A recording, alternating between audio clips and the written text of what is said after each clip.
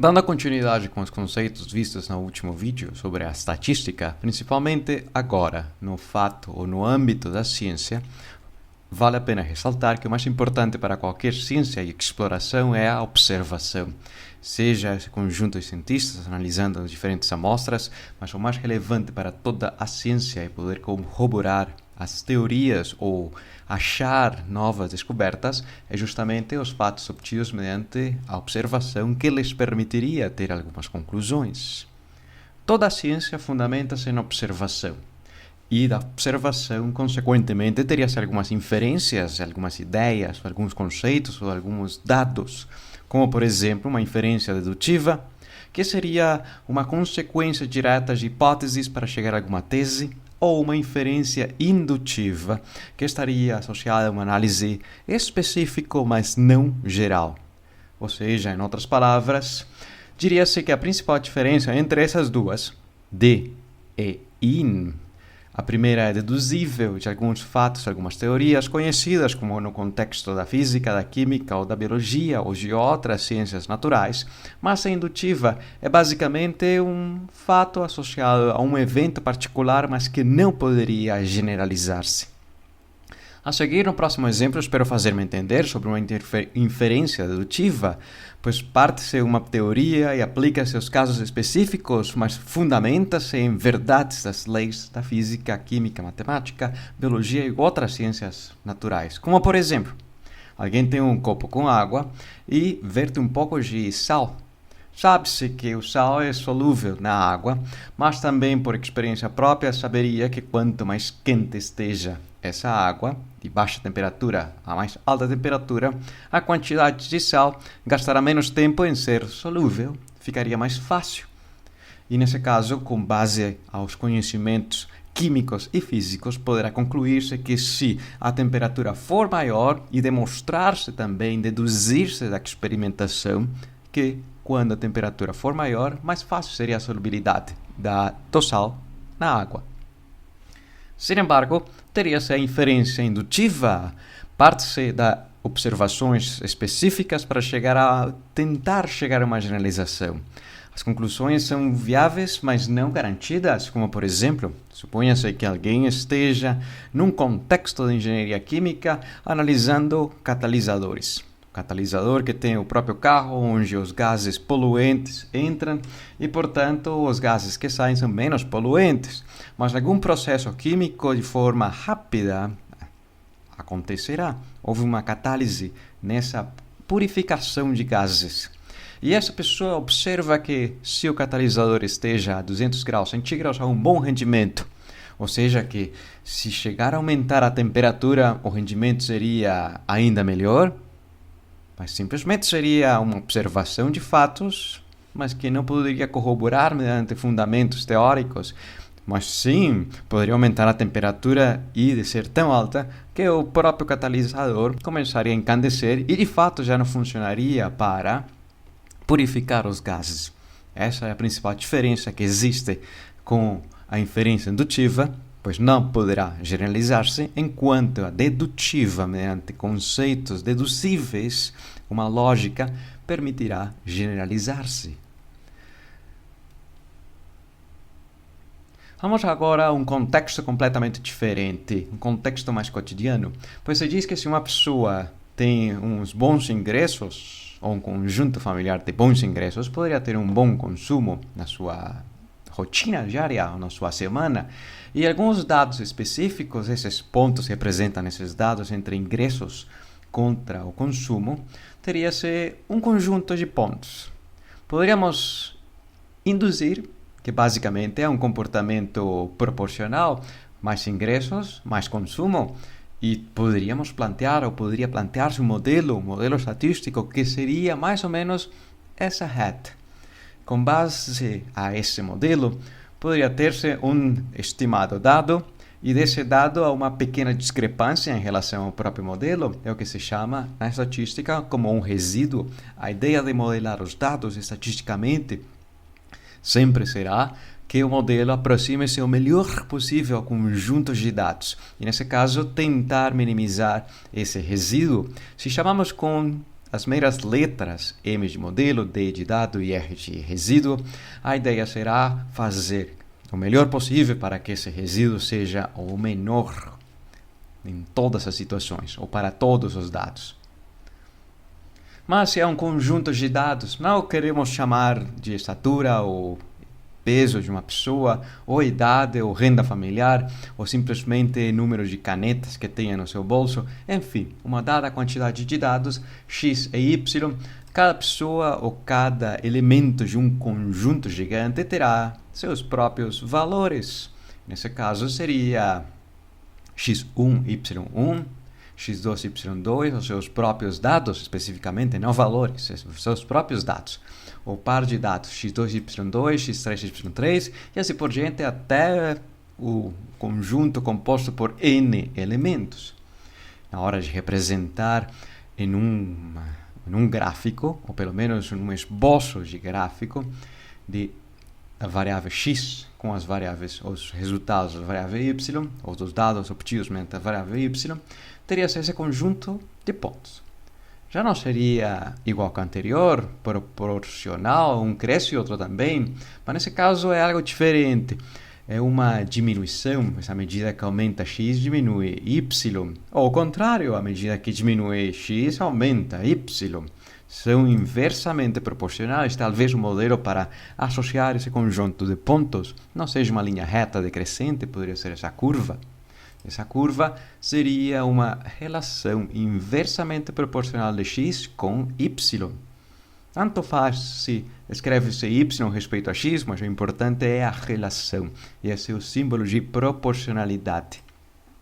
Ou seja, que com um conjunto de variáveis, a estatística sempre busca-se estabelecer padrões e relações, confirmar conhecimentos prévios sobre os dados, descobrir novos conhecimentos, confirmar suposições feitas, hipóteses e, por último, visualmente, o mais bonito, apresentar mais fácil resultados.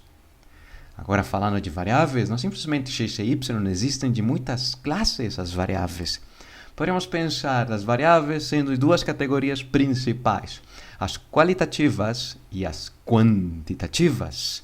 Uma é uma qualidade, alguma informação que caracteriza o determinado conjunto de elementos ou dados, e nesse caso, uma quantidade que que quantifica essa variável. Por exemplo, da qualitativa, poderíamos dizer que existem de duas classes, nominal, e poderiam lembrar-se justamente pelos Oscars, onde as pessoas são nominadas, as atrizes são nominadas, simplesmente chamadas, e um bom exemplo seria o gênero, o sexo, pois não tem ordem hierárquica, simplesmente é nomeá-lo. E poderia ser uma característica qualitativa ordinal, como por exemplo uma competição de 100 metros rasos. Tem a pessoa que chega a primeira, segunda, terceira, quarta e assim por diante. Ou a titulação, pois sabe-se que o ensino médio é maior que o ensino fundamental, sabe-se que o ensino superior é maior que o ensino médio e assim por diante.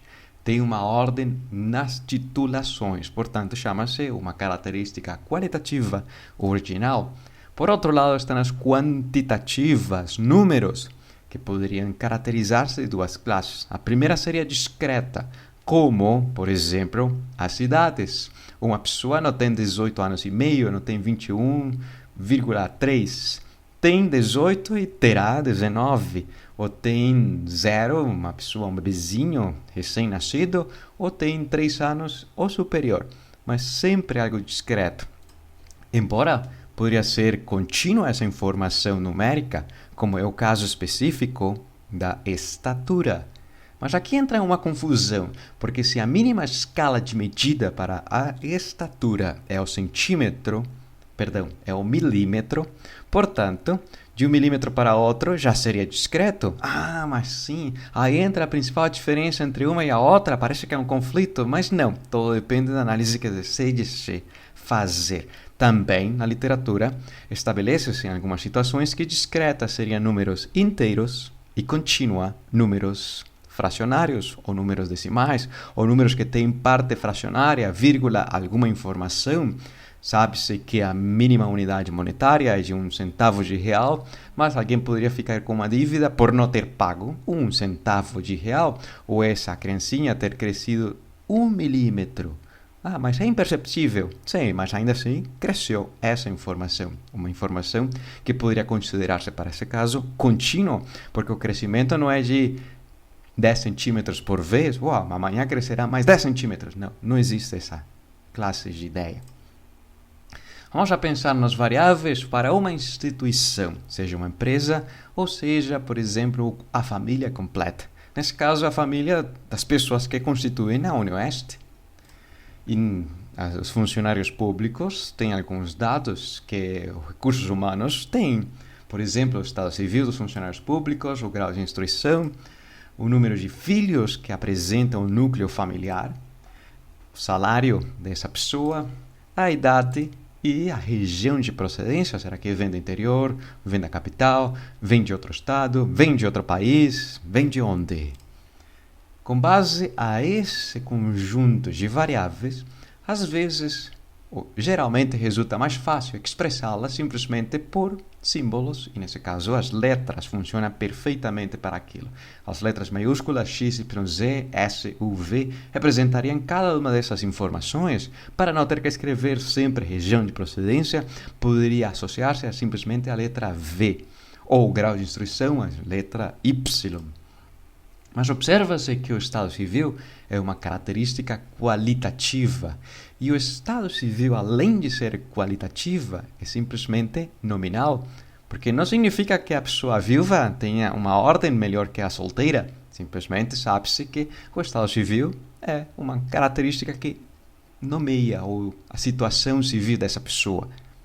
Por outro lado, teria-se outra característica qualitativa, como o grau de instrução, mas essa é qualitativa ordinal. Essa sim tem uma ordem, pois alguém poderia ter pós-graduação, ou simplesmente ensino técnico ou ensino superior. Há uma principal diferença entre essas titulações hierarquicamente. Poderia haver outra região de procedência, não existe uma cidade melhor que a outra, não existe uma região melhor que a outra, simplesmente é para nomear, portanto é qualitativa nominal. E as outras três, número de filhos, quantitativa, mas não é contínua, é discreta, porque uma pessoa não tem 2,5 filhos, tem 2 ou tem 3, mas e meio, será que está quebrado pela metade o filho? Não. Simplesmente inteiro. O salário, já poderia considerar-se quantitativa contínua, porque poderia ser que uma pessoa tenha um salário superior simplesmente por ganhar 1 centavo a mais. E a idade? A idade é discreta quantitativa. Vale a pena esclarecer que o salário é uma quantidade que não é inteira. Tem sua fração. Alguém poderia ganhar, por exemplo, o salário mínimo, e se repararem por quanto está o salário mínimo, tem alguns centavos, que tem justamente a mais em relação à unidade monetária do real. R$ 1 e tantos centavos de diferença. Por exemplo, se formos analisar um conjunto da população, ou esse conjunto gigante de população, às vezes resultaria muito difícil perguntar-lhe todas as informações a cada uma das pessoas. Embora nos países, geralmente a cada 10 anos, realiza-se esse processo. É o que se chama como censo. Mas vale mais a pena selecionar um conjunto representativo da população chamado de amostra. E com essa amostra, fazer as perguntas e, com base nesses resultados, estimar o comportamento da população completa.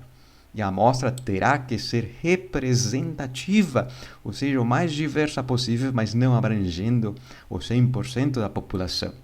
Casos de amostra presentes no nosso dia a dia poderia ser a sopa. Uma pessoa não tem que beber a sopa completa para saber se está insonsa, ou falta sal, ou não tem nada de gosto. Uma pessoa não tem que comer um pastel completo para saber se o pastel está gostoso, simplesmente dá uma mordida. Embora tenha gente que morde e continua mordendo. Vamos analisar esse exemplo, onde há 16 pessoas de uma universidade e essas pessoas participaram de um exame de sangue. E o estudo revelou a concentração de ferro em sangue. de microgramas por mililitro, cujos resultados foram ou são esse conjunto numérico desses 6 resultados diferentes. Mas como analisar esse conjunto numérico? Parece grande, mas o mais importante é começar a organizá-lo numericamente de forma crescente e ver quantas vezes o menor dado, nesse caso o número 20, repete-se, contabilizando 5 repetições, ou seja, 5 pessoas tiveram nas suas amostras de sangue 20 microgramas por mililitro. Mas continuaríamos com 21. Quantas pessoas? 4 pessoas, 21 microgramas por mililitro em 4 pessoas. Agora com 22, concentração de ferro em sangue. 22 foram repetidas, ou 3 pessoas tiveram essa concentração. O número 24 microgramas por mililitro, quantas vezes foi? Nesse caso, uma informação quantitativa discreta. Para o número 23, microgramas por mililitro, foi exatamente 2 pessoas. E agora, o maior resultado de 24 microgramas por mililitro foi repetido por 2 pessoas. Se somássemos os resultados, as repetições, 5 mais 4, 9, 9 mais 3, 12, mais 2, 14, mais 2, 16, ou seja, deve ser o conjunto de pessoas que participaram desse processo. Como representar essa informação? Qual seria a melhor forma? E para isso, o mais fácil seria usar uma planilha de Google ou sua versão paga também, o Excel, que funciona de maravilha, ambos programas, onde tem-se a concentração e os dados repetidos, quantas vezes, e a essa informação de repetições é o que se chama como frequência, ou seja, que poderia representar-se as pessoas com suas respectivas concentrações, ou seja, quantas pessoas houve para uma respectiva concentração de ferro em sangue, expressa em microgramas por mililitro. Nesse caso, 5 pessoas com a concentração de 20, 4 pessoas com a concentração de 21, 3 com a concentração de 22, 2 e 2 com as últimas 2 concentrações. E esse gráfico de barras poderia ser a melhor maneira visual de expressar a informação condensada em vez de fornecer uma tabela, pois nesse caso uma tabela de 5 dados facilmente analisável.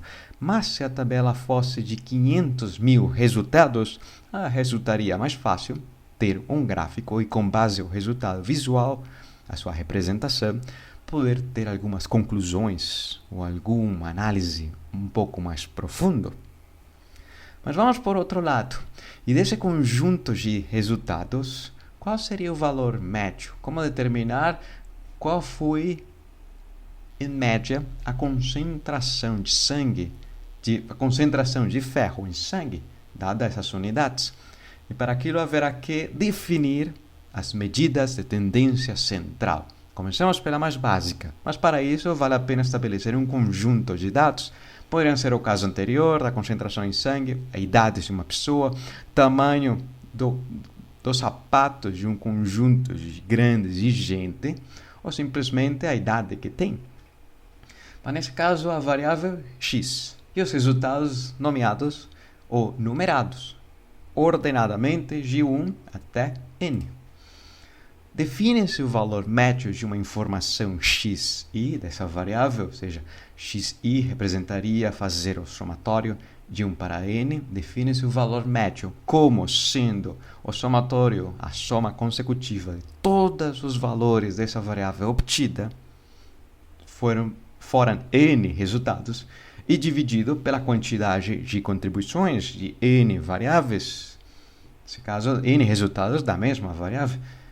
Dessa forma, na literatura, define-se uma letra chamada de Mi, no alfabeto grego, que tem um fonema M e por esse mesmo fonema escreve-se média, mas também poderia ser associada com sua frequência, porque se vemos que um conjunto de dados tem variáveis, um conjunto de dados tem resultados repetidos, tem frequência, podemos usar a frequência para fazer a soma mais rápido, e nesse caso associado a número de categorias máximas que existem para essa informação, como a situação anterior, que só havia 5 categorias, ou como essa de cá, onde tem-se um conjunto numérico que está uma bagunça, mas o mais importante será organizá-lo de forma crescente e de forma ordenada. Consegue-se observar que o número 1 não tem repetições, só está uma vez. O número 2 tem 2 vezes, 3 uma vez, 4, 5 repete-se 3 vezes,